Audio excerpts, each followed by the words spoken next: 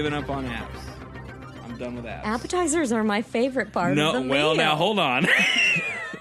Guys, if I order fries for the table, will you eat some of them?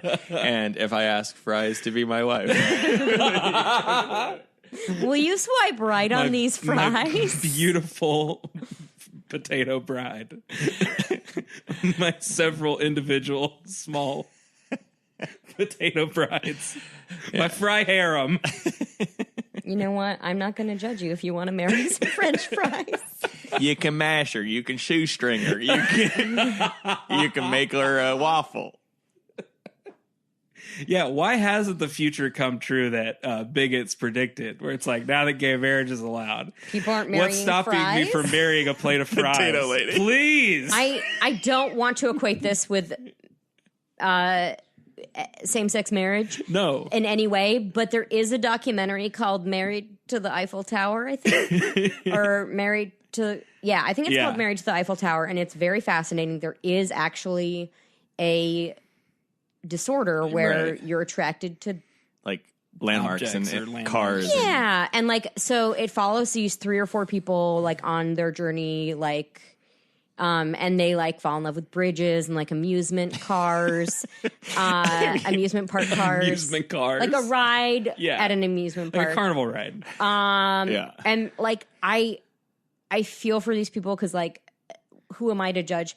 But at the same time, one of them does start humping part of the Eiffel Tower during the video, and I was like, I am judging you a little. I want to see that Benny Hill slapstick bit where they're trying to hump the Eiffel Tower, and there's just French cops waving batons and chasing them. But you don't have any perspective about it. Like you're like, listen, I'm in an intimate relationship with this bridge, but also like, believe me, I get it. Like. I mean, I've heard it all before. Get it out of your system. Some of them had more perspective than others. Like, that was the thing that bothered me a little bit about the Eiffel Tower person. Because we're all in love with the Eiffel Tower. It was open, and, like, people were walking around, and they were trying to be discreet. And, like, I don't know. It was just a little weird. And I feel terrible. Like, this will not come back to haunt you. Me talking about me, I don't want to even say kink.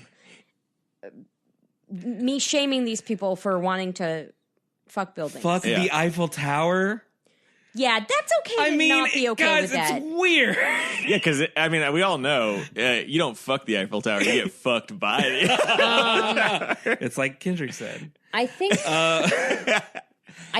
part of the thing that makes it sad and less funny is that it seems some of these people are dealing with other troubles. Oh, sure. Like mental health issues that got them to a place where they only feel safe fucking buildings. Right. That's the part that's not fun. Yeah. And then what is you don't just wake up one morning and...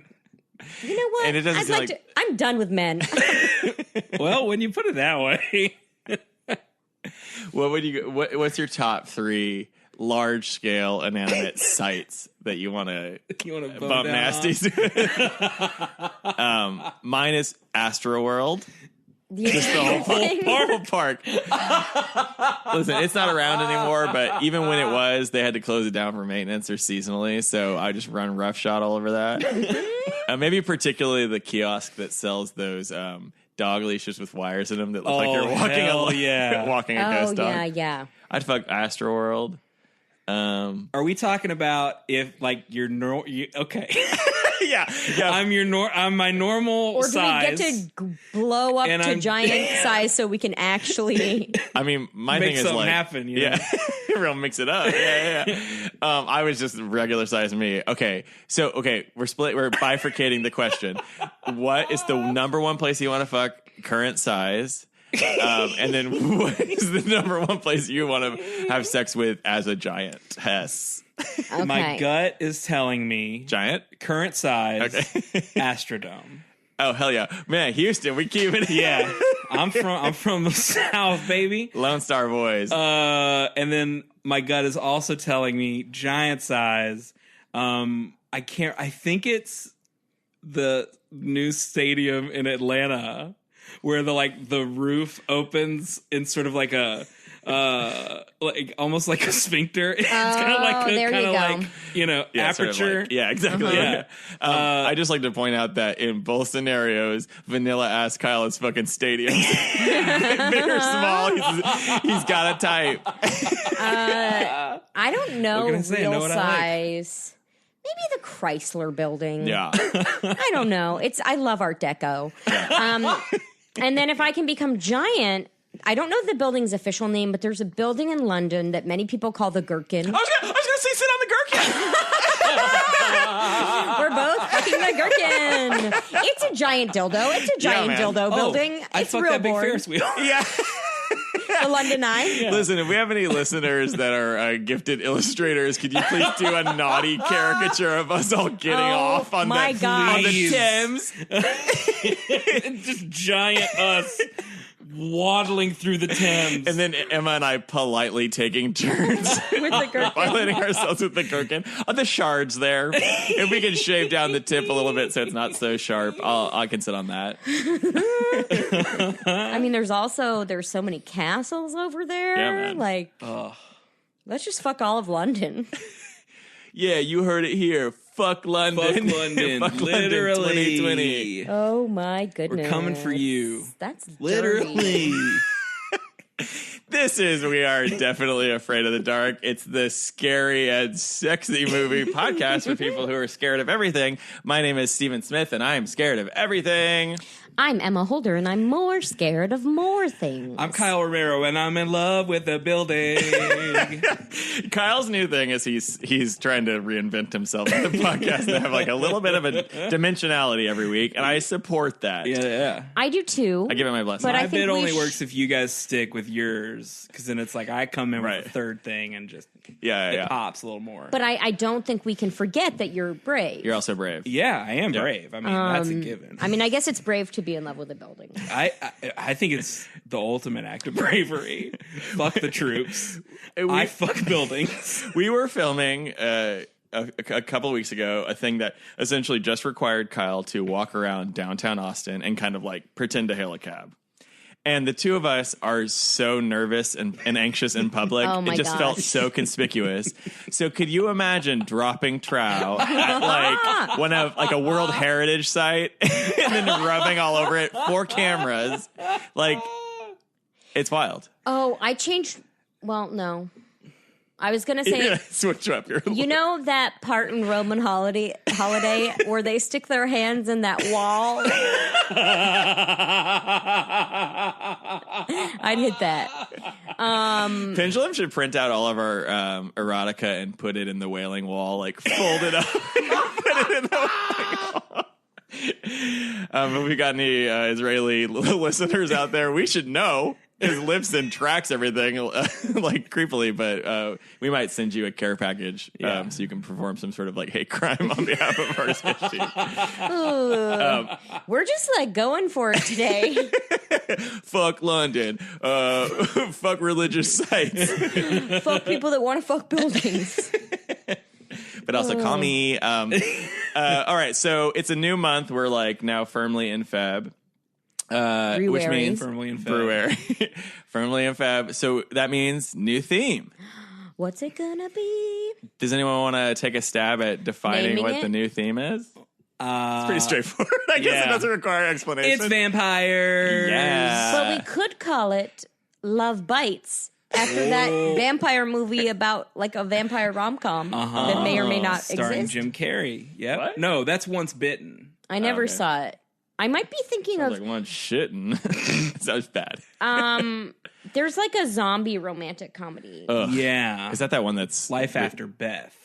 Oh, No, what is that one that that's recently not what I'm came out that's like thinking a kind of musical bad? Yeah. And it looks Anna like it was and the made Apocalypse. 15 years ago. It's like of a different time. That's also not the one I'm thinking of. Well, But that's okay. Well, the point maybe is that there are a lot of vampire movies to choose from a vampire month. Why we choose vampires for Feb? Just to sort of like sexy Valentine's Day they're theme? sort of the horniest of the horror movie monsters, I think. There's something sexual. They penetrate. Yeah. They seduce. When they turn you, it's like for life. You're connected forever. You know? They lie. They lie. The way love does. They love to lie. They only come out at night. Mm-hmm. Oh, yeah. Nighttime is nighttime is the only right appropriate time to have sex. Because God's turning the lights off. We talked briefly about potentially doing some kind of like Black History Month stuff. Wisely, I think, decided not to do Absolutely that. not. For you white We are all podcasters. white. I don't know if you all know this, listeners. We're white as people. hell. And every month should be Black History Month. And, yeah. We're not qualified. Stuck the landing. I liked it. Yeah. So we wisely stuck to our themes and just picked monsters, and we're doing vampires. And what did we watch this week? It was your choice. No, it was yours. No, it was No. mine. Wait. It was mine. It's not It's mine. Kyle's. Okay. Yeah. Oh. Yeah, it was my choice. Okay, whoa. We had a little Not bit of it. a sort of like Latin American standoff. Let's call it a Reservoir Dogs. Reservoir Dogs, a classic Reservoir Dogs. The movie The Mexican with Julia Roberts and Brad Pitt, when it I never saw it. it's just like a kind of like it's like a hard whatever. It's like a dumb bad. hard boy. Yeah, it's bad. Gandolfini's in it. Anyway, when this movie was coming out into theaters, lived in San Antonio, large, Latinx population in San Antonio. And when this movie came out, the previews would play, and they would just go like, coming in February, The Mexican, and everybody goes, ugh. Like you just feel like the entire, like, because you're like, there's something about this that doesn't feel straight ahead. Like it doesn't feel like in good taste, but what are you gonna do? That is a wild. I never thought about that growing up in Maine. When I would see previews for that. The Fisherman. You're like, The Mexican starring Brad Pitt and Julia Roberts. but also Gandolfini shows up and is prominent in this And movie. he's Italian. He's Italian. So Yeah. it's almost Well, it's like an ethnicity. The Last Samurai. Yeah. Starring Tom Cruise. Yeah. Oh, yeah. Long, beautiful tradition of that. Of getting Whitewashing? Whitewashing. Speaking of whitewashing, These people were pale. these people were pale as hell because they're vampires. We watched The Lost Boys. Have we not said yet that We haven't said the name of the movie. Wow. We just had our You went on your we had our the Reservoir Mexican Dogs tangent. Oh, anyway. Boy, the podcast recording was weird today. Steven went on a Mexican rant. I just think it's No, the movie. It's an unfortunate thing where, like in ethnic or cultural signifiers, also uses the insult. See also the Jews. Yeah. All right. Anyway, let's talk about The Lost Boys. Let's float, as if by magic, out of this pit that I'm stuck in, and into a nice mountain lodge for a final standoff. Well, okay, so this is Kyle's movie, but Kyle, we're going to get to you in a second. Yep. About why you picked this, or why we sort of all decided in a sort of like somewhat coercive discussion. Because it was revealed after the movie, you might have said it during, but it was once you went to go to the bathroom, that this is Emma's number one monster scare. Like her scariest vampires potential are monster. very, very scary for me. Is that because men are also predators, so it's like kind of true to life? I don't know. Okay. I mean, it could be that like they were too sexy and that scared me as a kid. But I've always been really scared of vampires. The first vampire movie I remember watching was Buffy the Vampire Slayer, the movie. Hell yeah. And it terrified me. We had to stop the movie. You have a number of these stories where like you make the entire family stop. Oh, or and whatever, guess, and put in a different guess tape. who was mad? Your sister. So we were watching it at home, and I started freaking out. It was the part at the beginning, because I have since seen the whole movie. Yeah. And it's not. There's a couple of spooky scares. Sure, Yeah. but it's a comedy. But no, it's not even at Paul Rubens' part yet. It's David Arquette's a vampire. Yeah. And tries to visit his friend Luke Perry, and he flies up, and I started crying, and I was like, we have to stop watching this. So we watched something else, and my sister was real pissed. I love the sort of genuine terror mixed with the profound FOMO, which is like, we have to start watching Well, yeah, because I'm not going to go up to my room gonna and read? be scared by myself. That's true. I needed to be around other humans because I had been scared. So it was like, someone has to be with me. You pull out your well-worn VHS copy of Little Women. So it was, Joe understands me. it was more like my mom still wanted to watch something and didn't want to like go upstairs with me and comfort me. Oh, So my sister had to stop watching. and but she's yeah. still not gotten over it. No. So I have lots of vampire fears. I always really wanted to see Interview with the Vampire, but didn't. Is it scary? Because we're not, just spoiler alert, we're not going to be watching it this We're month. not gonna be if you're watching hoping it. for that to You come might out. watch it. Do you have a friend that you want to be a guest who's like a sort of like sexy estate dweller or something like that? No, I mean, honestly, Who's if gonna we could recommend watch it? True Blood, that would be my real pick Yeah. because I have watched every episode of True Blood. True Blood's scary too. It's very scary, Yeah.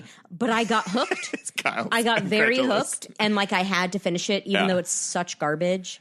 Yeah. I think I stopped during the like sex bacchanal season where like people That was a couldn't- terrible season. Okay. The woman Wait, who like the whole season of a sex pack. Well, there's Every- like straightly like the Yeah. villain is like a kind of a witch pagan lady, that like who, makes like- everybody horned up and they like burst into flames. and or there's something. lots of like dying, like rotting meat that they have to use to attract some creature. I should watch this show. It's fun. Yeah. Yeah. It's not just vampires. It's werewolves. Yeah. All It's kinds of- shapeshifters. yeah. It's. Any I want to Frankensteins in say. there. Yeah. Any How do you mummies feel in about there? heavy-handed metaphors Oh, I love them. for sexually transmitted disease? Yeah, it's a wild, wild show. I mean, and- just because of the accents alone Oh my are God. so banana. Kyle, you got it's to watch all- it. Oh, South I know about the Louisiana. accents. Yeah, I They're know wild. about the accents. I've seen the accents. Yeah. So, It's so infuriating. for our audience, if you haven't seen True Blood, Oh, good. Here we go. all of the 17 Michael hours. Winslow stepped into the studio here. all of the leads are A sort of imagined reenactment of it based on what little we know about it. all of the leads are not American, and they pretend to do these deep Southern accents. So my favorite is to go Sookie Stackhouse, Soke. Sookie Stackhouse. Yeah. That's more Forrest Gump, but Soke. it's okay. Anyway, True Blood, gotta recommend it. I don't recommend it. We can go but back. You gotta recommend it. I mean, I think the thing that I love about a show like that is the like, who knows about what the intention was going in? That's not Ryan Murphy, is it? No, it's No, but what's it's- Alan Ball. Alan Ball. But it's very But there's gay camp. Yeah, Similar, exactly. yeah. But that sort of thing, because like Alan Ball also did 6 Feet Under. Yes. Mhm. Which, I mean, I think a lot of people agree is a phenomenal show. Yes. And Kyle. Oh no, Kyle doesn't like 6 Feet Romero. Under. I've so good. tried the pilot twice. Okay, well, Well, watch more than the can't. pilot. First of all, it's a great pilot, so I don't. I can't. I wasn't into it. Wow. I wasn't. Wow. Okay, well, Steven, do you want to start a 6 Feet Under podcast, just me and you? Our podcast is called No Kyles. We just watch stuff that slaps that you don't like. Okay. Well, so whatever. Let's get back I'm to not opposed to it. It's Okay. just it didn't take. It didn't. Okay. It didn't. But it hook is. Me. It's one of those golden ages Yeah. television kind of things I'm not that some saying people it's a trot bad out. show. It's maybe like minor leagues of that, but it's still great. Yeah. I have not seen the very, very like final season, Oh, and my I've God. heard good things about the finale. I'm like, but it's been so long at this point in time, I have to like watch it all over again for it to have It's the same brutal, impact. but you should watch it. Yeah. But anyway. But Alan Ball, so he made that show, but then he also made True Blood. And so to me, I'm like, True Blood was supposed to be a different thing, maybe, or like they just shot the pilot and they're like, you know what, we're going to go kind of a hard right into camp because it just Yeah. feels like it's so maudlin and kind of like soapy and like Yeah. so campy. They definitely leaned into it and Yeah. were aware. The books, I don't believe, are the same. I think forgot they're there are more like books. for middle-aged women. yeah. Not that there's anything wrong with that. rippers, But like sexy vampires. the show is more. I mean, probably middle-aged women would also enjoy Yeah. it because Alexander Skarsgård. He's very good looking. That show, what I like too about it is it's sort of unabashedly horny. Yeah, which is such a horny it's show. such a horny show. And like that, it's weird that like we're such a sexist culture, so like you don't really get that really in anything. Really, it's like everything is like serious or violent. There's a lot of violence, but never a lot of sex. So it's kind of nice. Yeah, it's And nice then- when shows wear their horniness on their sleeve. I don't know. Remember the? Oh no. What if anything have you seen of True Blood? Because it is a fucking goopy ass. There's lots of yucky stuff. Yucky goopy. That's cool. Because like people don't just die; they they really They explode. Yeah. Kind of like in this movie. Yeah. I haven't seen much of it. I'm going to tell one more thing about True Blood, and then we can go to the movie. When vampires cry, they cry blood. It's too much. It's so funny. Yeah, it's the sort of show that like the kind of like you know like unattainable, pretty like talented drama girl you had a crush on in high school would write, like, because it's got that sort of emotional maturity. They feel too much. That's why they cry blood. It's a metaphor. They're full of passion. Yeah. And you're blinded by love, show. so you just love the show. Yeah. But we didn't watch True Blood. We didn't watch that. Certainly didn't watch 6 Feet Under. We watched The Lost Boys. We watched Lost Boys. But also directed by a gay icon. Yeah. The Schumacher. Schooms. Schumacher. Kyle, why this? Well, Steven, let me tell you. So, I'm not going to spoil the other 2 movies that we picked. We already have I always want to. I know that I'm alone on this. We might change our mind. We might want to watch Interview with the Vampire. Because if we change our mind, that will mean that I picked The Lost Boys when I didn't need to. Kyle intentionally was like, well, I'll make my decision once the 2 of us have made our decisions. And so we kind of, I think we've got a good spread. I think so. And that this was tonally guys, a good I was choice. just kidding. Okay. You two picked movies that I would have picked. I absolutely would have been my first 2 choices. Yeah. So then I'm looking at the list of other vampire movies, and it's like, well, there's a lot on here. A couple of different options. Like, one was like Spanish language, and it's like, we just did that. I don't know if that'll go over too well. And then The Lost Boys felt like a good in between of what was already selected. Just to speak in broad terms, we get like sort of an art house choice, and we got sort of a classic template kind of vampire tale. Yeah. And this is sort of like definitely not art house, definitely not like a standard vampire story, but it is a stone cold classic. It is a stone cold, and classic. Everybody. And I think for good reason. It held up. Everybody good. remembers it fondly, and it's not one of those 80s, because the 80s is a fucking landmine. Yeah. It's There's a lot of garbage. Dicey territory. a lot of garbage, and a lot of stuff that people remember loving. All your faves are problematic. Right. And then they'll suggest Rest in peace, Mannequin. Rest in peace, Adventures in Babysitting. Rest in peace, every John Hughes movie. Oh yeah. I never, to be fair, never really liked the John Hughes movies, and so I'm actually kind of coming out. I would pretty argue, unscathed. and I would have to watch it again. But Pretty in Pink has some good stuff. Is in that it. the Ducky one? Yeah, and it does a lot of stuff with class issues, and like exploring that stuff. It's not overtly racist like 16 Candles. And that's the one that with I remember. the Asian exchange student. Yeah. Okay. 16 Candles was the one with the exchange student, and then also, and the nerd, the rape. Yeah, that's the one. Oh. It's sort of like a Yeah. Okay. So 16 Candles is the worst of the ones. I would argue, and I haven't watched it in a while, but I would argue that Pretty in Pink is pretty still, like, it's still solid. Still solid. You heard it here, folks. Emma You can unabashedly still defends Pretty in Pink unequivocally. It's a class movie.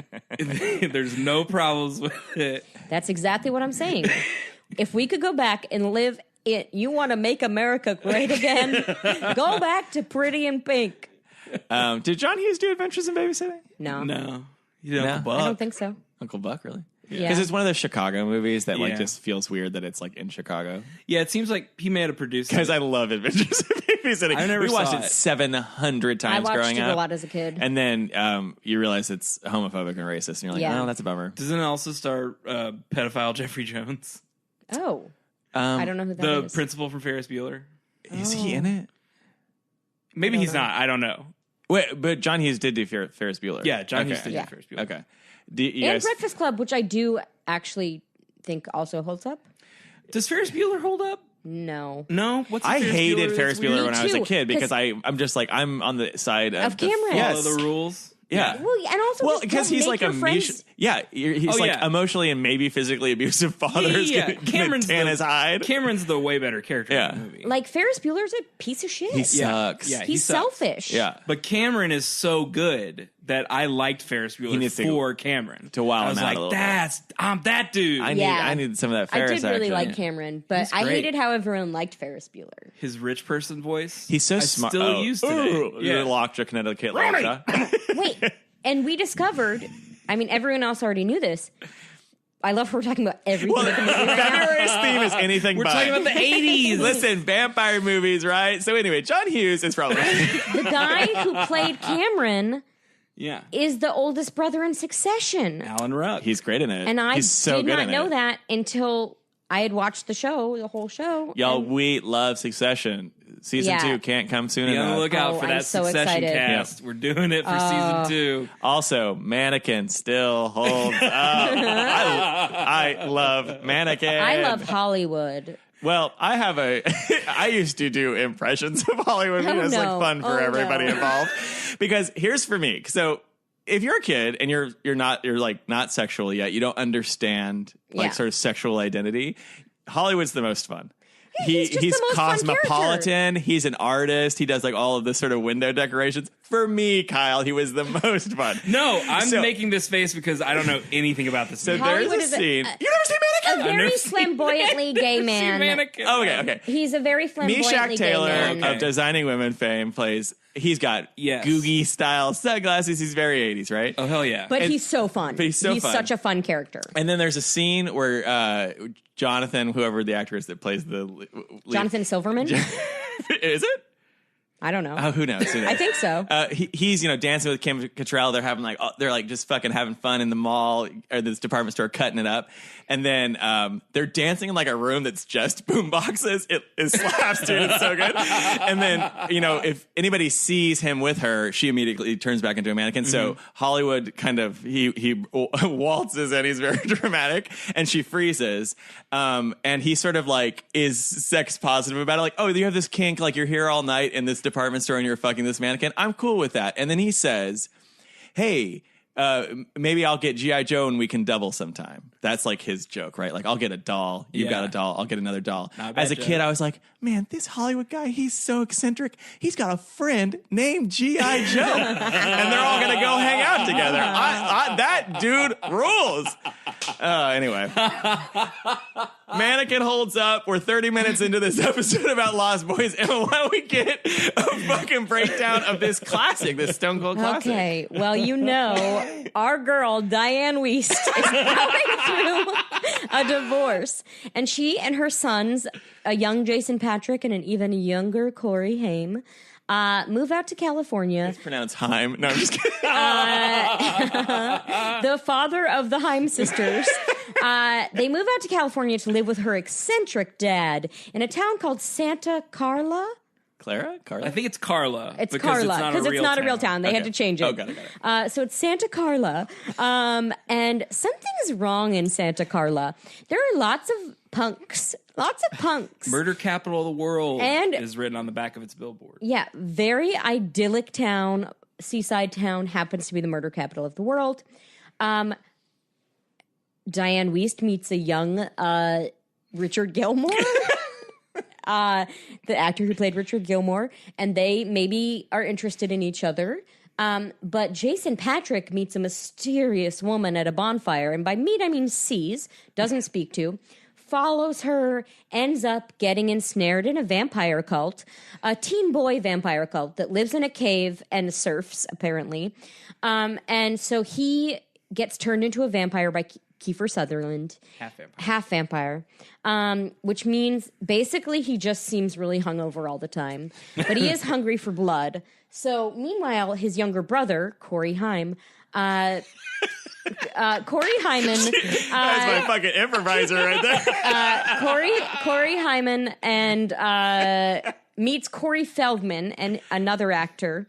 And they are Another actor. They are like preppers. They are vampire preppers. Yeah. And they're like you're new to town? Here, read this comic book about vampires. And they teach him that the city is full of vampires, so he recognizes that his brother's a vampire. And they go to kill the original, thinking it's Kiefer Sutherland, and save the day. But instead, they kill Bill and Ted. And then, so all the bad vampires wake up, and they come to the house. And then we find out Richard Gilmore's actually the head vampire. This is the creepiest part. And he was trying to get Diane Wiest to become his vampire mother, like the vampire mother. But they kill him. Grandpa comes in and kills him. Oh, yeah. Grandpa also has all this taxidermy and antlers, and that's used to stake a ton of vampires. And Grandpa comes in and saves the day, and everyone's fine. Yeah, it's great. And no dogs die. Are you bummed we never got to see Wiest in that vampire makeup? Oh. Like if she got turned and then just sexy. she scraps a little bit and then Richard Gilmore dies and so she goes back to I mean, I hadn't thought of it till you just said that, but yes. She's got those great outfits, short little bob, weird mutant forehead. It would have been great. We stand. I love Diane Wiest. Did you guys? Oh, sorry. Oh, fun fact. She was in Parenthood. Yes. With Keanu Reeves. I was thinking one of the actors in this, but he was in Bill and Ted with the other guy from Bill and Ted. It would be cool if somebody made a game where you kind of connected actors through other movies. 6 Degrees of Diane Wiest. Oh. She's in The Birdcage. It's called Go Wiest, young Bullets man. Over Broadway. Several Woody Allen movies. I know. I'm sure. Hannah and her sisters. I mean, big ensemble. Wiest got to work. Wiest got to work. No shots at Wiest. Yeah. Get that money. Keep cashing them checks, Wiest. Did you guys see this when you were young or like kind of in its target demo? We can say this is like a teenage movie, probably, right? Yeah. It's safe to say. I absolutely did not. Me neither. I avoided it. Not on, like, I could have. Like, I knew about it as a teen. Yeah. But it was about vampires. Fuck no. Yeah, same. Scary, and then also seemingly a little too adult. I don't know why, because I probably would have been the age. It's horny. I mean, it's a horny movie. That was probably why. Yeah. I mean, so maybe there's something there. Yeah. You're scared of sex. You're either like me. No, I think I saw it like when I was like in high school, maybe. For some reason, we had a DVD copy of it. I think my stepdad bought it. Because he's kind of like... Really, Does he like The Lost Boys? Really an insane revelation based on the few kind of pieces of maybe information he you likes have the about your prepper stepdad. Well, characters? I think he was like in... He identified with that in the cop who kicked him all 80s off maybe the... or something, or just out of high school or something. He was... Yeah. So he just was like full nostalgia thing. So I must have watched it then. And I don't remember much about it. It didn't make much of an impact on me at that point. Is this basically Point Break, but with vampires? Yeah. Although, was this made before Point Break? Folks, Point Break feels like it's early 90s for some reason, but maybe it is 80s. never saw Point Break.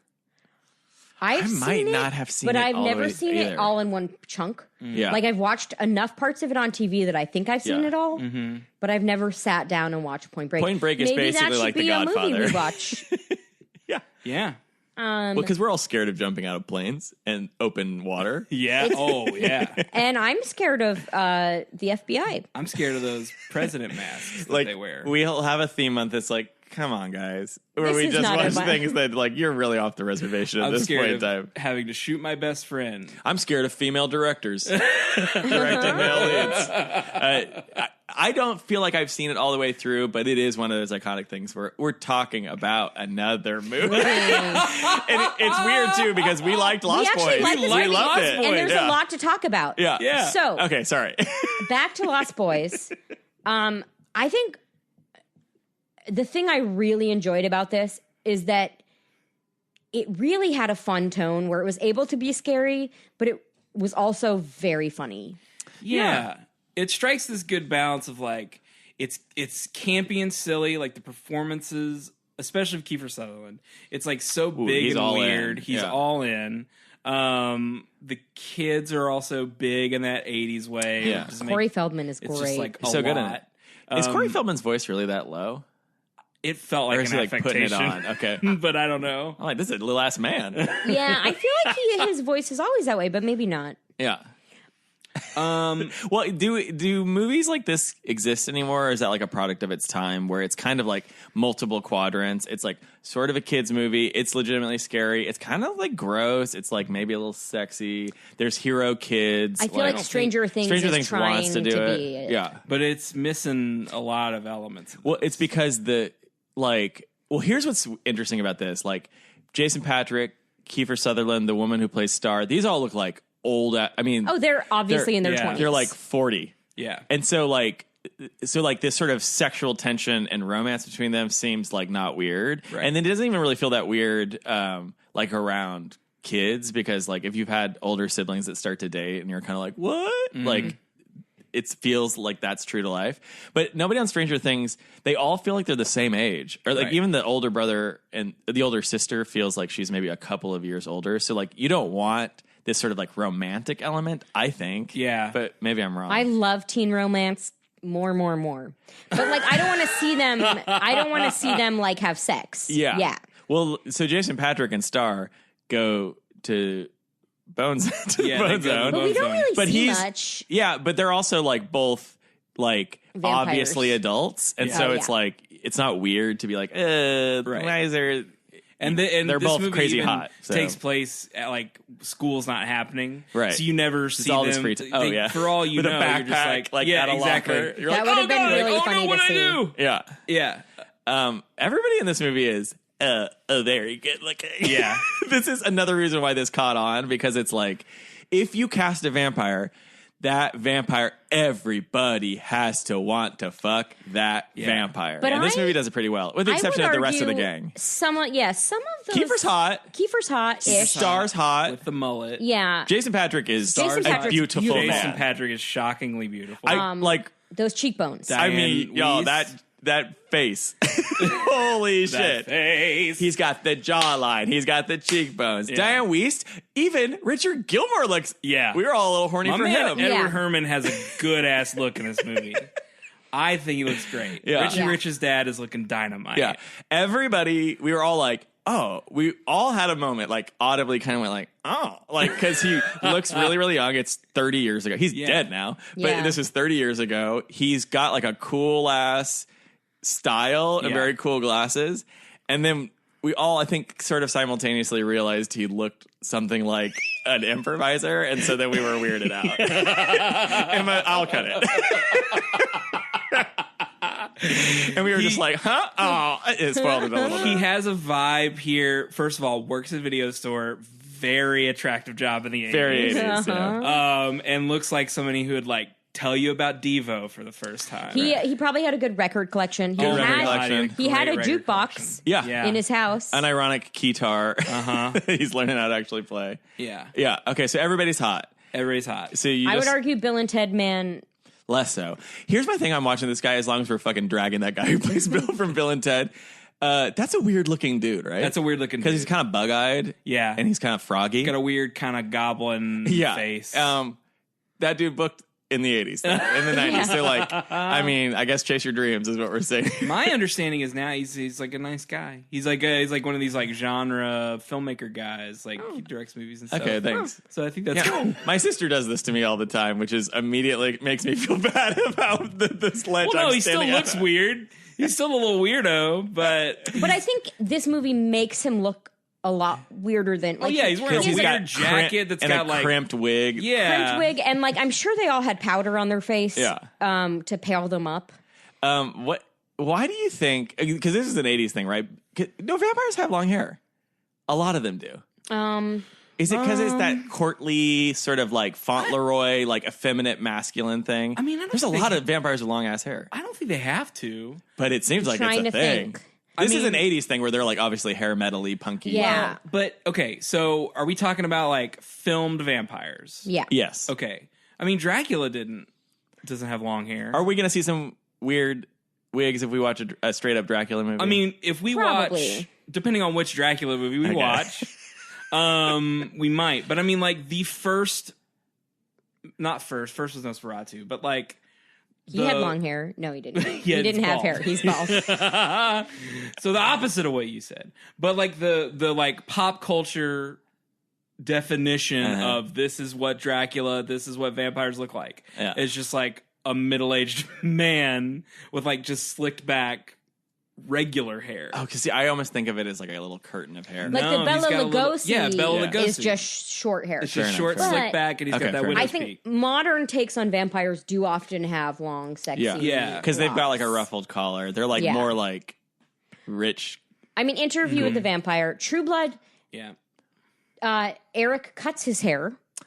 In season 1 or 2, and was it an improvement? Because they had him in some ratty ass wig, and I was like, why does everyone think Alexander Skarsgård is hot? Is this like a Samson thing? He like loses his power when he gets the haircut? Gets that power. No, he just got a haircut. It's like not a plot point. I don't think. I just remember it was a plot point for me.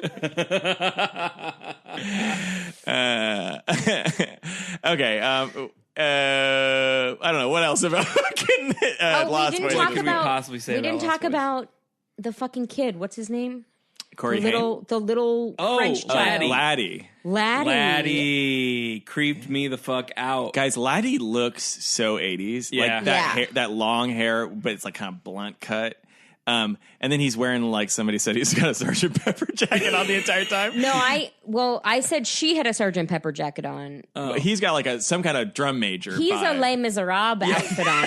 This is the best joke. The best joke is Emma describing him as an extra from Les Mis with his fucking like little battlement vest on or whatever. Yeah, but their outfits were wild. So Jason Patric is Corey Haim's older brother. He basically kind of gets duped into becoming a vampire, like in a weirdly like it's like this weird masculine challenge meant with this kind of will they won't they energy between him and Kiefer. Mm-hmm. So whoops, he's a vampire. Oh no! And so is this woman Star that he's obsessed with, and she kicks it with the vampire boys, with the Lost Boys. She's just got a hanger-on kid. Mm-hmm. Who is that? Is that her child? Is that her sibling? Is that just he was also kidnapped and turned and she's maternal? I think that's it. I think he just ended up in the clan and she was like, well, I got to watch out for you because you're a kid. Yeah, you're a kid. Yeah. I don't think they're related. So then, like, man, because it's fucked up and like cool to have a little vampire kid in your clique. I think we have not really seen Interview with a Vampire. No. But that's sort of like the vibe that is so amazing about what's her name in it is that Kirsten Dunst. Yeah, this like murderous little child is kind of great and super spooky. But this kid weirds me out. And also the idea of vampires that like the young kid could actually be older. Yeah, it could be like 100. Yeah. Yeah. Although we saw a sign for him being missing. On the yeah, so not he was the a case recent here. turn. Oh, fair enough. But bit of a missed opportunity, I think, is what we're saying. But Laddie does come into his own when he kind of like in this sort of climax when everybody's vamping out and fighting each other, and they all have kind of explosive powers or something like that. They all can like burst out of stuff, and so he explodes out of like a mattress. Yeah. It's a great look. It's such a good scene. Yeah. It's I think the creepiest part of the movie. Yeah, for me was seeing Laddie like go vampire face, full makeup, and bust out of that mattress, and then there's just like an air like a fan underneath Laddie as he's like stuck in the middle of a mattress like an inflatable man at a car dealership, just going like He's doing like a streamer work. There's a lot of stuffing whipping around. Yeah, I think the vampire's too easy to dispatch in this movie. Yeah, they didn't seem like much of a challenge. Yeah, like so Bill gets staked in the underground cave while he's sleeping. While you were sleeping too. And he glitter geysers on everybody, and it's legit glitter. Yeah, that is something that they didn't keep consistent with the rest of the kills, which I was a little bit like. Yeah, the rules. Why are they not all glittering? Are not rules. Yeah, it's just a lot of throwing a lot of spaghetti at the wall. Yeah. And so, yes. Or is it worms? Or is it worms? Yeah. Because garlic is not a thing. Garlic doesn't Holy work. water is a thing. Sunlight is a thing. Inviting them in is a thing. But staking them in the heart is a thing. But kind of staking them just about anywhere. Anywhere in the chest. And also it doesn't need to be classic, wood. Yeah, like vampire thing, I feel like. Of just stake through the heart. And the heart is also you get it in the center mass. In the ballpark. Yeah, as long as it's in the torso, you're good. Yeah, because then Kiefer gets impaled by like antelope horns. Yeah. And he's dead. And I thought for sure, because that's a classic rule. It's a wooden stake. Yeah. But I have seen things where it doesn't have to be a stake before. Really? I want to say we're playing fast and loose with this mythology, y'all. Yeah, it's true. I mean, they make so many fucking vampire things. Yeah. Well, and they also said We're already over the the theme. thing that what Ed Herman said when he was like, "You invited me in, so nothing could hurt me." Right. But like, they all weren't. Oh no, that makes sense. Well, he's saying the love rule when in we this do the one is rules. not that they can't come in unless you invite them in. It's that they can come in because Star comes in, Yeah. and then You know what but I had assumed had happened, though, is because they invited Edward in, it's like He's still. It doesn't. inherited. You don't have to invite him every time. Well, his whole tribe can come in. because Because he, sired them so they can come in as well. Interesting. No one ever said that. No. It's just this sort of I think what they were suggesting is when you're invited in, nothing affects you. Right. But when you aren't invited in, then the crosses and everything will hurt you. Oh, my God. Well, that's also just a kind of weird rule. It's all weird Because rules. he showed up in the mirror and Oh, yeah, he they showed up in the mirror. did pour holy water on him Yeah, they did. in And nothing the happens. dinner. Okay, good call. They But figured it out. then Thanks. he gets staked in the house by Grandpa. Well, Yeah. trauma's trauma, I guess. I guess so. Yeah, I guess it's a physical thing as opposed Yeah. to symbolic, like the mirror or the crosses or whatever. Well, so because I was expecting. Oh boy, we were lots to But no, unpack. they hadn't invited him in that night. So I think Lost Boys is saying you have to be invited in that day. Okay. It's not just a standing invitation. Wowza. Lost Boys, get it. Ugh. Get I it mean, that together. is the weakest part of this movie, their vampire lore. Well, Yeah, at they're the really end, playing too, fast and none loose. of it kind of fucking matters. I guess we're just being. No, it's just a fun vampire movie. But it is also like that's sort of like Gremlins. Vampires come with a set of rules. Yeah. So it's Yeah. like that's why. Well, Set your that and rules at the beginning of misogyny, the movie. But people are like, glitter. That's a dumb thing. It's like, well, create new rules, but just as long as you're consistent, that's fine. Yeah. But by the end, it's fucking buck wild because, like, why does all of the plumbing explode? Well, this Corey Feldman's character sets it up when he's like, they all die in different ways. And it's like, okay. Like, but it's like a little bit of whatever the goo coming off the guy who gets drowned in the bathtub of holy water, like works its way into the pipes. Every pipe, there seems to yeah. be like a ripple effect of energy because like the guy who got electrocuted against the stereo, that's not just electricity. That's like his energy kind of like blowing and everything blood up. came out twice. It came out when In the the guy pit. was in the tub, and then later there was a big old pool of blood coming downstairs. And I don't, if maybe that was when, I forgot. so, I don't know. I don't recall. I that. remember being like, why is there more blood? But, oh, maybe that was when he killed the stereo. I don't know. It was a lot of blood to keep track of. The gang has like absolutely no personality to it. Do you think that like I would say their personality was toxic masculinity. henchmen? Yeah. Just like, But like in a way that is like sort of toothless because like they don't have like an identity. They don't really say anything other than like, yeah, come on, Michael, and like like laugh menacingly. And then I also like when they go to the cave for the first time and all the gang, they're doing this thing where they're like kind of proud of their like vampire nest, but also trying to play it cool. So they're like walking on like little divider walls and sort of like interacting in this space. Like Joel Schumacher's like, guys, listen, we had this fully realized 3D environment. Like just go nuts. Use just the like stage. Listen, Yeah. you're vampire boys. Do what vampire boys will do. I don't think Kiefer Sutherland is scary or intimidating No. in this. I was did when I was a scared of kid. him. I was scared of him. As now. current 2019 Yeah. Nightmare. Yeah. Okay. He's got a.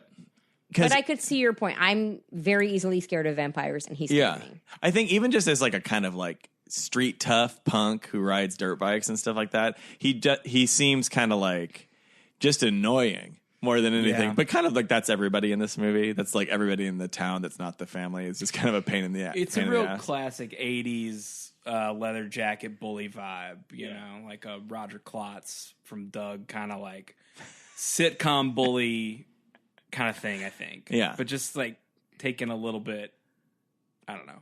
What was up with all the punks in this town? Yeah. Everybody in this town. town's a Town punk. of punks. Do you think that's the message of this movie, that Joel Schumacher doesn't like punks? It was He's like a real new wave guy. virulently anti-punk. He's a post-punk guy. Like, what kind of music did Joel Schumacher listen to? I mean, Other than Batman Return, or no, sorry, Batman, not Begins. Forever. Batman Forever. And Batman What and else has Joel Schumacher made? Batman and Robin. But he was a big producer. Yeah, he made a lot of other made stuff, Batman right? and Robin, Batman Forever, but he also made... I'm going to look it I don't know. He's made a bunch of stuff. He made a ton. He's dead now. Oh, yeah, I guess he is. He died a while ago. Like, I don't know why I'm confusing Joel Schumacher and Gus Van Sant. oh, he directed Phantom of the Opera Oh, that's right. in yeah. 2004. That's right. Interesting. That needed to be made. That was a good choice. Good that money went behind is that. he dead? I thought he was. I Hey thought guys, so if you too. know if Joel Schumacher is Get alive at or it. No, dead, he's not. tweet at us. I don't know who I was At thinking We of. Are Deaf Afraid. He's not Let's get that dead. Joel Good. Schumacher Death Watch going. He This is what we directed. need. Also, if you want to be a producer intern, your job is essentially just looking up the things that we don't know. Oh, he directed Phone Booth. I saw that. Phone booth. Tigerland. I did see that. 8 Yeah, millimeter. he had a real Colin Farrell. Ooh, 8 A Time to Kill. Oh. The I love Client. Time to Kill. It's don't like Time to Kill? It's just poor man's To Kill a Mockingbird. Yeah, totally. But it's great. I love it. He also directed Dying Young and Flatliners Oh, hell yeah. You love and the St. Elmo's monologue Fire. in Time to Kill that Matthew McConaughey gives. He's trying to convince the jury. He's like his closing arguments where he's like, imagine this girl and she's brutally murdered, whatever, blah blah blah blah. Now she's now imagine she's white. And it's like, whoa! You watch a fucking shockwave ripple through this sweaty jury. Everyone in that movie is like so wet. Everybody kind of murmurs to each other. Oh, the she's judge white, is she's banging white. his She's gavel. white. Overruled. She can't be white. This thought exercise is a trap. Guys, I have a game. Oh, hell Okay. yeah. Because we, once again, liked this movie. Don't seem to be interested really in be discussing able to talk it. about I just feel like It looked great. The fashion was great. Ooh, before we get to the game, we Yeah. have to talk about the grandpa. Oh, We haven't horny talked grandpa? about the horny grandpa and the fact that he has a horn that he beeps to announce When he's off himself. to to fuck a announce widow. he's on his way to fuck someone. Yeah. He's Or when he's coming home. Or when he's Yeah. coming home from fucking. Yeah, if his dick is up or his dick is wet, that horn is a sounding. And I love that he fucks widows.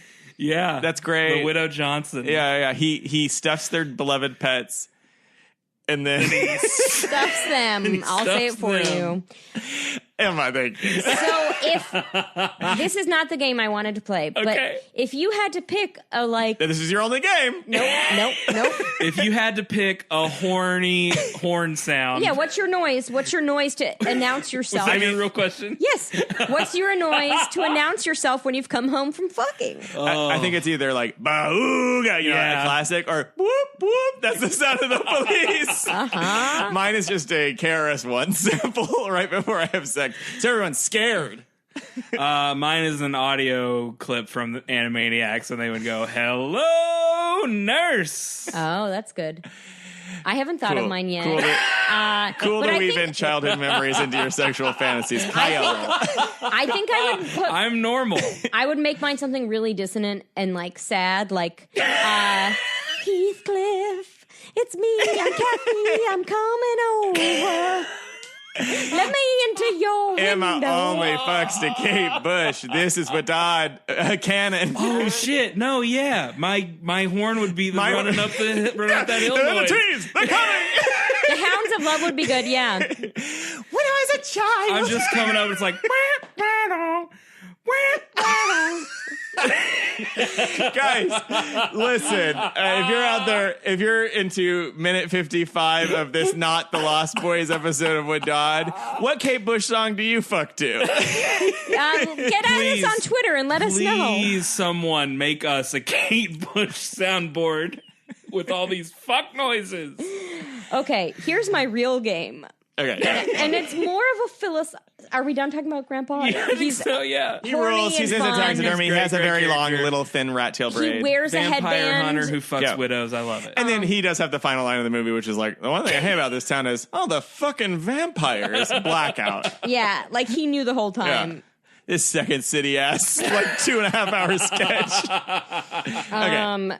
So, if you found out that your sibling was a vampire, you can kill your sister. It's fine. Would you kill him? Would you kill him? I absolutely wouldn't. I absolutely wouldn't. I'd find a way to keep him. What if you can't? No. In this scenario, it's like I will pull the threads of this until we all kill our siblings. In this scenario, there are no blood banks. There are no animals. They have to kill humans to stay alive. I still wouldn't kill him. Yeah, I don't want to kill my sisters. I don't think I'd kill them, but I don't think I'd be able to hang out with them anymore. I would.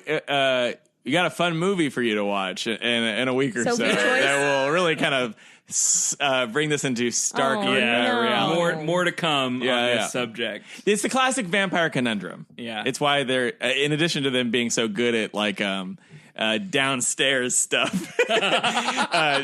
There's this like weird morality component to it because they used to be humans. Yeah, and there's still humanity in some of them. Like there are good vampires, and also I feel like our cultural relationship with vampires just got to this point where it's like, okay, we are horny for them. We want to fuck them. We've established that we want to fuck them. So now we have to like figure it. Now we're like grappling with this like. Oh, but they kill. Yeah. So then that's when you get into like the moral quandary of how do I help them, but also not. Am I supposed to jerk off to this Ted Bundy movie? Well, I mean, to bring it back to True Blood, the reason vampires are out in public in True Blood is because they've made fake blood. They can buy True Blood. Synthetic blood. It's an Impossible Burger, but for vampires. For vampires. So they can buy True Blood. There's lots on that later. But they can buy True Blood, so everyone, like, people are out as vampires. Got it. Okay. It's really interesting. So the idea of, like, a creepy ass metaphor. Yeah, I think it probably is. I don't know. People are out? I don't know. You say they're out. I don't know if there are any it's for gluten intolerance. Yeah. It's finally bringing a voice to the voiceless. Those voiceless gluten intolerants that are so shy about sharing. WADADians, did you know that I am gluten intolerant? I am. It makes me fart. We do a spin-off series called True Gluten. It takes place in Maine. It's just our central character. She's got a real Mainer accent and has a problem with her sister. What if you get turned and you're old? Are you like, oh man, because you feel great, right? You have like all of the energy and power of like a superhuman creature, but like everybody's sad when they're around you and kind of like, like. I think I would get plastic surgery. How old? I mean, like old. 80. Jessica Tandy. Old. Clearly an old person. Yeah. She's never not been old. When Jessica Tandy was old. Yeah. No, she's always been old. Yeah. Bummer, right? I think I would lean into it. I think I'd just, adopt that, like, just, but lean into the whole grandpa thing. energy. Grandpa energy. Yeah. Actually, that's a good point. No one would suspect you. So it'd be really easy to kill people. If you have to kill people to stay alive. To do that, if True Blood is not an option in this scenario. You guys have got and blood banks, because that's what they do in a lot of vampire stuff. Did you guys ever read blood banks? Ma and Pa Dracula? Is it a cute kids book? It's a kids book by Anna Martin, who wrote The Babysitter's Club. Yeah. But it's actually like a much higher. I love The Babysitter's Club. But this book is actually cute, and like I remember as a kid being like, this is a little more literary. Than Babysitter's Club. It's called Ma and Pa Dracula. And you're like looking down with disdain at these like animals reading. Yeah, fair enough. I read all of it. But so the premise of that is that this kid. It's like a series of novels? No, it's just one book. Okay. This kid's parents turn into vampires, and they go get animals in the woods and do blood bank stuff. But like, then there's like a blood shortage. So like, it's scary. They like almost, they're tempted to eat her friends, but they don't. I don't really remember that. Did y'all ever read Bunnicula? I did, but it scared me, and I liked it. I never read it. About this? I feel like I'm having a flashback. I've talked about Bunnicula before. I don't know if on this podcast, but. The fucking camera pans down to your ask me about Bunnicula button. Oh, trust me, we've talked about it. Ask me about Bunnicula. Add to that To the Patreon. our merch pile of things that will never move. We fully just have. We have one sad soul walking through the world with a shirt that says "I'm a wet daddy" with a button that says "Ask me about Funicula." Funicula. That's going on. That's the quote going on the promo image this week. Oh my gosh! It's the wet sax man, which we haven't talked about. Oh, he and was it so... says "Ask me about Funicula." Oh no! Oh okay. no! What is that all about? Just like raw look. sexuality. Yeah. Is that what No. that John Hamm joke is based on? Yeah. Wait, Okay. what? There's like a John Hamm sketch from Saturday Night Live where he plays like a kind of like oiled up like sex magnet who plays the saxophone? Yeah, it's sort of like based on that image, I think. There's this thing, this fucking 80s thing. It's like you don't see it as much anymore at movies, but like a weird beach concert for a band that's not famous. Yeah. So like nobody would be that excited about this 17-person band that is fronted by a topless, like Oiled up oil dude, oiled up muscle dude who looks like Brock from the Venture Brothers. Yeah, who kind of has like a fist pumping lead singer 80s vibe. He's like wearing all kinds of chains and like safety pins as jewelry. So much body. And gear. all he does is shred on sax, on alto. And sing. He's the like lead singer. Yeah, it is the craziest thing. And then it's just, you just wonder. And then it's just an audience of extras being like, "This is normal." Yeah. But they were love Santa Clara. they Carla. were dancing so badly. I mean, you guys didn't notice it apparently, but it did not seem like they were dancing to the right beat. They were all just like. Well, they're probably dancing to no music, That's right? what I mean. Yeah, it's like that. Yeah, like they are were, dancing to no but it was music. so obvious that they Why were not just like. Why don't they turn on a metronome during those kinds of scenes? Because that would drown out the Well, they're probably the not audio. dancing to no music. Well, because I've seen, I've seen some behind the seen scenes it on videos sets. before where people, it's just like this weird sound of like shuffling because Yeah. everybody's kind of like moving around, but there's no audio. they're like behind it. They dance, just dance, plug it in dance, later. big dance. group scenes like that they just went ahead and played it and then just did all the audio in post. Actually, I was in a dance concert scene when I filmed something once. And I think we filmed a few with the music. Yeah. But we did a lot of takes silent too, So which weird. is super weird. Super weird. But to get the audio, I guess is why we did it. Is there no or more for them to give directions. I don't remember. being an extra and having to dance like all day? Dancing is fun, but dancing is also embarrassing. It's embarrassing like and wild. exhausting. It's like, listen, you will be filmed. It will be filmed for posterity. You'll make it into this movie, and you're just like, start doing a lot of shoulder work. Dancing's hard. How are the Coreys? Which ones are dead? Corey Haim is dead. Corey Feldman is Still still alive. alive. He's he a weird? musician now. He's extremely weird. Okay. He's got They both got broken by the system. yeah, It's really not sad. their fault. Okay. But he is funny weird. Like he's fun. He's got like a metal band that's like all women dressed as like angels. They're all like It's like a Robert Palmer thing, but with kind of angel girls. yeah. It's like a Robert Palmer thing, and he's like dressed in black, and the lead singer. It's weird. I think they're called like Corey's Angels. I think or something like that. It's not great. Good. Not great. Yeah, I actually don't know if I've ever seen Corey Haim in anything before. Haim. I'm sure I have, but I always when I try to picture the Coreys, I just picture Corey Feldman. Yeah. And I think his name is Corey Haim because he's a ham. Yeah. But They're both super cute in this they movie. are. They're Yeah. both really good, Yeah. and it's very sad. You're not. It's just coming on a little strong, boys. Okay, yeah. Yeah, but that's sort of like It's the camp. fun energy. Yeah. Yeah, no, I get it. And also Corey Haim's outfits Yeah. were so To good. die for. And Corey Feldman's patriotism. Yes. Like that character was like real into like God and country. Like Oh, they kept yeah. saying over and over again. The And- two vampire hunter boys are definitely like Alex Jones. Can we recast Adherence. this for 2019 if they're doing a remake? boy. You don't have to do the whole thing because it's Just a a huge few, cast. yeah. But if anything jumps out, who would you be? Who's your Timothy Chalamet in place of Jason Patrick? Ooh, cheekbones. Yeah. Cheekbones, jawline. He's not quite muscly enough, but that's not what we look for. But he also these seems more days. age appropriate. Yeah. We could have Ansel Elgort as the bad as Bill. Kiefer Sutherland. Ooh, interesting. Ansel Elgort? No, they went to high school together, so I like them Baby to like Driver. be in things He's together. Who's our generation's Diane Wiest? Oh, God, wow. that's hard. What's her name Sandy Bullock? Sort of a sweetheart. from? Who's Squinty from My Diary? Bridget Jones's Diary. Oh, Renee Zellweger?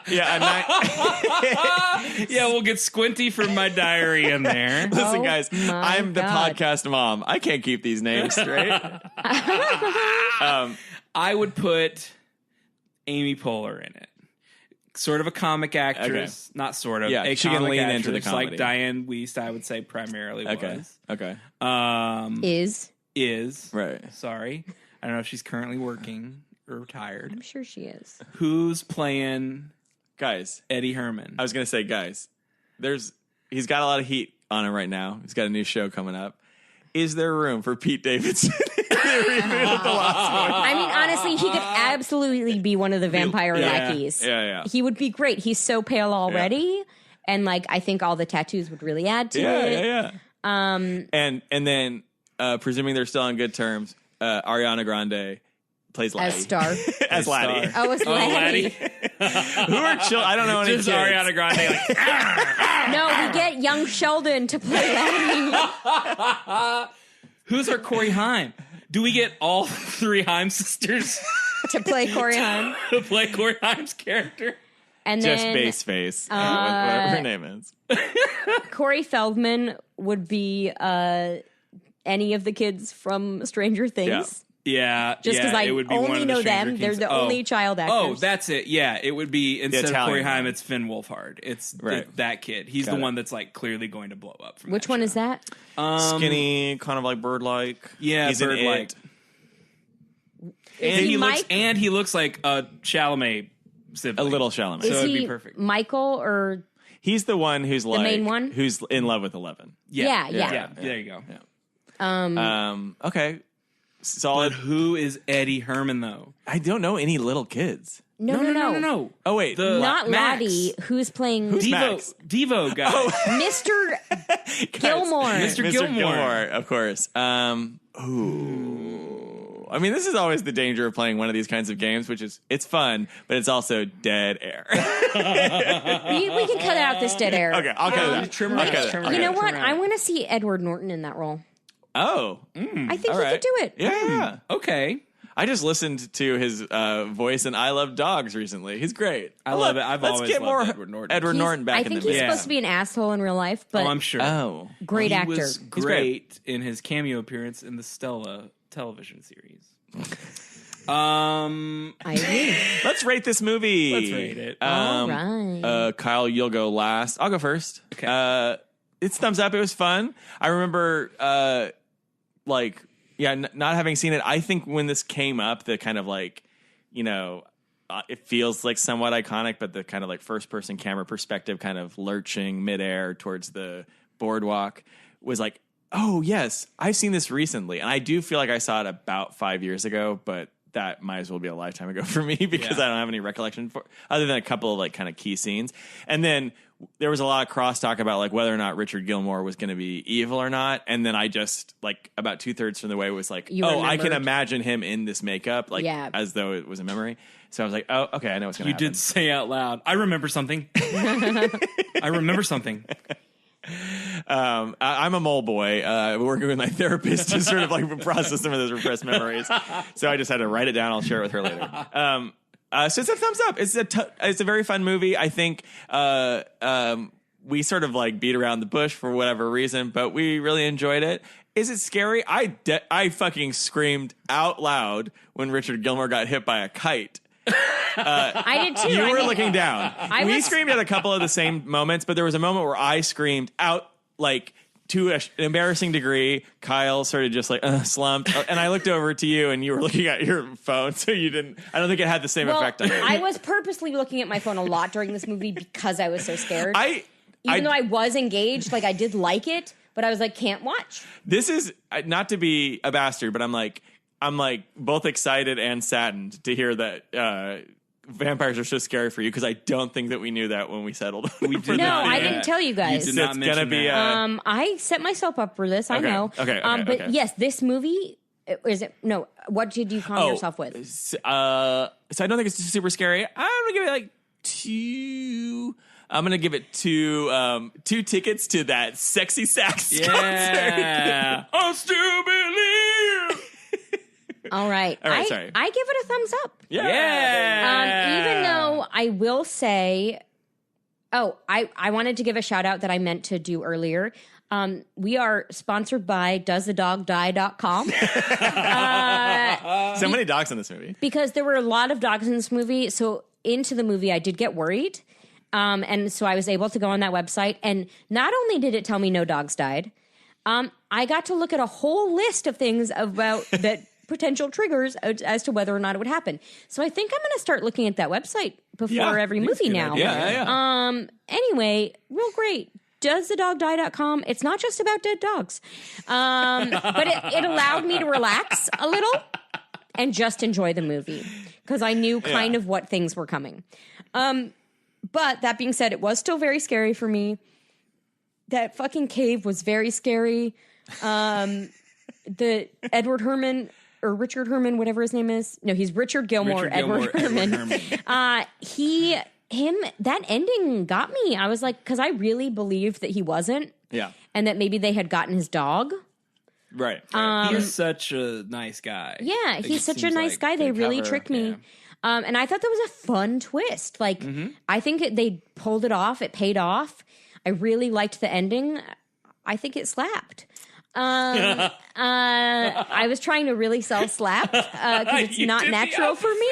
It's great. So I will give it a thumbs up, and I'm going to give it 3.5. Big wolf dogs to comfort me. I just realized that Richard Gilmore is not working in the video store during the day. That's why he hired her. Yeah, I'm like, wait, that motherfucker. Yeah. No. They meet at night. Nice. Tricky. He thought of everything. Perfect cover. Yeah, very good. Kyle. Thumbs up. Really enjoyed it. I wasn't sure when I picked it because I was like, I remember like this not making a big impact on me. Yeah. And I tried to watch it again this past October for my like 31. I was just searching for stuff to watch and didn't make it very far into it. But it's really fun. And then it takes a long time before it reveals itself, but it gets gory. There's some stuff in here. That scene where they attack the surf Nazis. The surf Nazis at the bonfire, Wild. they rip those dudes Yeah. apart. Some guy's head gets opened like a can Guy of gets beans. open like a can of beans. Guy And the ways- gets tossed on the fire. The way the vampires died. Yeah. was all really yucky. Yeah. It's pretty good. A lot of good goopy in here. Yeah. I think it's funny. It's creepy. I do like that it's got all these different elements to it. Like it works as a kids movie. Yeah. But also, like I think it's like a perfect movie for kids that like you want to introduce them to scary stuff. It's like a little bit more mature, but it's still like got that Goonies shit in it. Yeah. Thumbs up. And I would say scariness rating is 2 out of 5 nights of sleep with my mommy, who is Diane Wiest. Mom, I'm 15. Can I sleep with you Can I tonight? sleep with you? No. I thought it was sweet. No, I'm just kidding. It's. I as someone who absolutely could not sleep because of fear many times in high school, I still never asked to sleep with my parents because I hated them so much at that point. Take that, Corey Haim, you fucking I slept with nerd. the lights on, or I didn't sleep. I didn't sleep with my parents. Okay, great. Well, let's promo some stuff and then let's get out of here. Yeah. 1 hour till air still happening. Saturdays, 8:30 p.m. I think just one Cold Town more when Theater, this one airs. more when you hear this. So get those tickies. It's been selling out every show. Hot show, baby. What else we got? Yeah.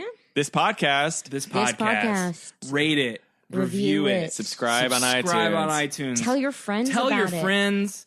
cut a you little like it. clip out of it and give that to him. Make Do yourself some a audio pin. editing. Make yourself some buttons. That said, talk to me about WADAD or talk to me about Bunnicula. Yeah, either one is fine. And listen, we all know that Twitter followers on a podcast account is the most important indicator of success. So please follow us on Twitter. We'd love that. Yeah, we would love that. All we do is post about the latest episode. Follow us all individually also. Yeah. Yeah, I've we gone did back that into last Twitter time. lately. I'm excited. You know, I put it back on my phone. I'm at It's Kyle Romero. Lots of Stevens. I'm at Emma Holder. There you go. We would love that. Say hi. But now we'll say bye. Bye.